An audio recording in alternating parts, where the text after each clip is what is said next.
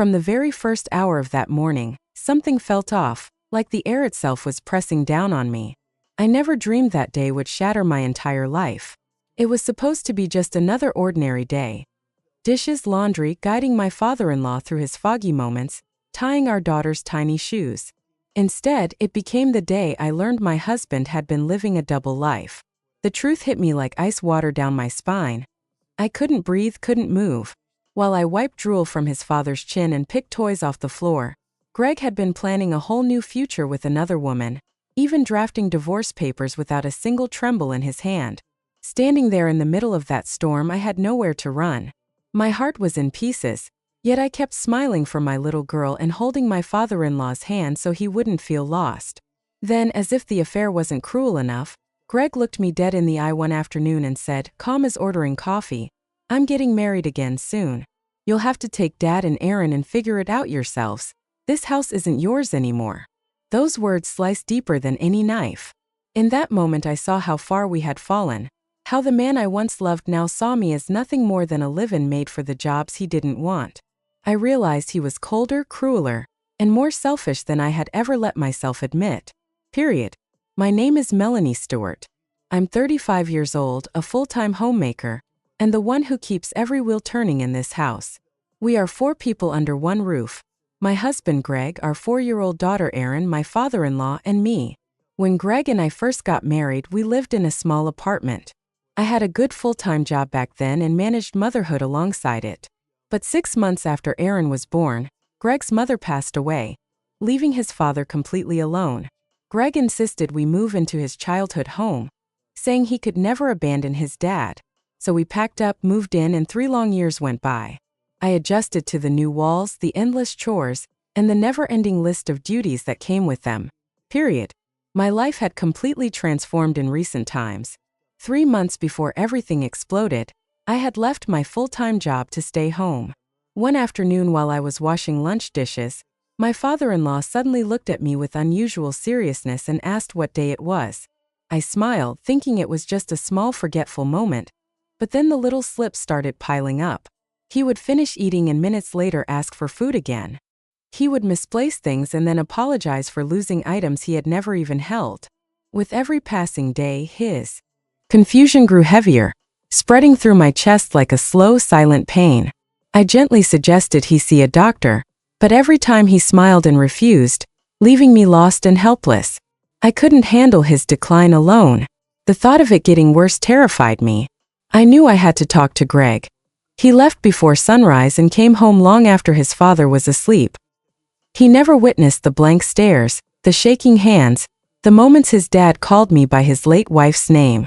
I usually slept early with Aaron, but that night I forced my eyes open, waiting on the couch like a ghost. When the front door finally clicked just after 1 a.m., the sound jolted me upright.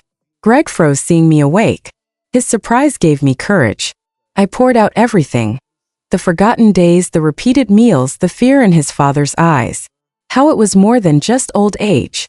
Greg rolled his eyes, said I was dramatic, that old people forget things. I begged him to listen. We needed a hospital visit now. He sighed like I was an annoying notification, told me I was overreacting, then added coldly that if I was so worried, I should take his dad myself because work kept him too busy. He grabbed a beer, sank into his phone, and shut me out completely. Defeated and drained, I dragged myself to bed with no solution. My father-in-law kept refusing the doctor. Some days he seemed perfectly sharp, which made me question my own sanity, but my gut screamed something was wrong. I decided to watch a little longer, stay close. Then one quiet afternoon he walked up to me, eyes clear and voice steady in a way I hadn't heard in months. He admitted he knew he was slipping.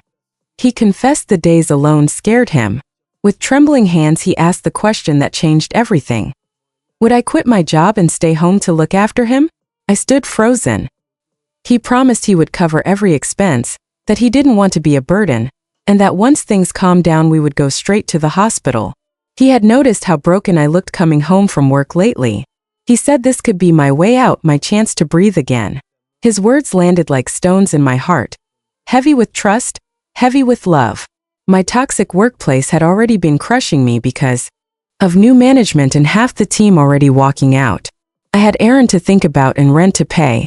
Finding something better while still working full-time and running the house felt impossible. His offer hung in the air like a lifeline. With his money covering bills, I could finally breathe, look for the right job, and still be there for everyone. He promised the moment I was settled in new work, he would go to the hospital or a care facility, no arguments. He just needed a bridge, a little time. After a tense talk with Greg, who barely looked up from his phone, I handed in my resignation. I became a full-time homemaker and caregiver, telling myself it was temporary. Days turned into weeks of cooking for Dad, playing with Aaron, and keeping the house running. The allowance he slipped me every month made life calmer, and for the first time in years I wasn't running on empty. 2 months flew by. I reached the final interview for a dream position, and the offer came through. Bursting with joy, I rushed to tell my father-in-law. He was on the phone, so I hovered nearby. When he hung up, I blurted out the news. His face lit up like I'd handed him the winning lottery ticket. He hugged me tight, voice cracking with happiness, told me how proud he was. I promised tomorrow we'd sort out his doctor visit or a facility, no more delays. That same night, Greg walked in hours earlier than usual.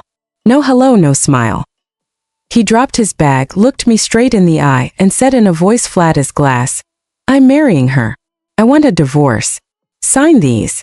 He slid the papers across the counter like takeout menu. My legs almost gave out. I begged him to think of Aaron, of our family, of everything we'd built. He laughed, cold and sharp, said he stopped caring about me or Aaron long ago, that my blind trust had made his affair laughably easy. Then he delivered the final blow. Since his new marriage couldn't be burdened, I had to take his father and our daughter and disappear. Just like that. Years of wiping drool, sleepless nights, every sacrifice I'd made for his family, erased in one sentence. Anger and grief crashed over me like a wave. I stood there shaking, staring at the man I thought I knew, and told him to stop pretending this was real. I screamed at him, "You're selfish, Greg. You can't just throw your own father and your daughter out like garbage." But Greg didn't flinch. His eyes were dead. He answered with ice in his voice, "Take the kid and the old man with dementia. You quit your job yourself, so don't expect a single penny from me." My heart shattered into 1,000 pieces. That was the moment I stopped recognizing the man I married. I signed the divorce papers with shaking hands and told him never to come near us again. He smirked, grabbed his bag, and walked out. Hours later, he sent a text. "I'm already living with her. Good luck." I stood there alone, lost, no plan, no home. Then my father-in-law quietly walked in, closed the door, and said, "Everything is ready." He slid an envelope across the table, photos, dates, proof of Greg's affair for months. He looked me in the eye and said, "I never had dementia. I pretended so you would quit that soul-crushing job and be safe here while I gathered evidence." He had been waiting for the perfect moment. After my new job offer was secured, with the insurance money from his late wife, he had quietly bought a $3 million luxury tower apartment and put everything in my and Aaron's names. Greg wasn't getting a cent. 2 weeks after we moved into our new home, I called Greg.